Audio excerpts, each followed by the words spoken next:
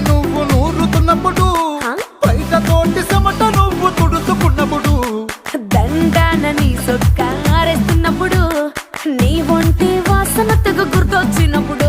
రెండు చేతులెత్తి చుట్టు మలిసినప్పుడు జండు కత్తుకొని పడుకున్నప్పుడు అలసిపోయి నువ్వు ఆవలించినప్పుడు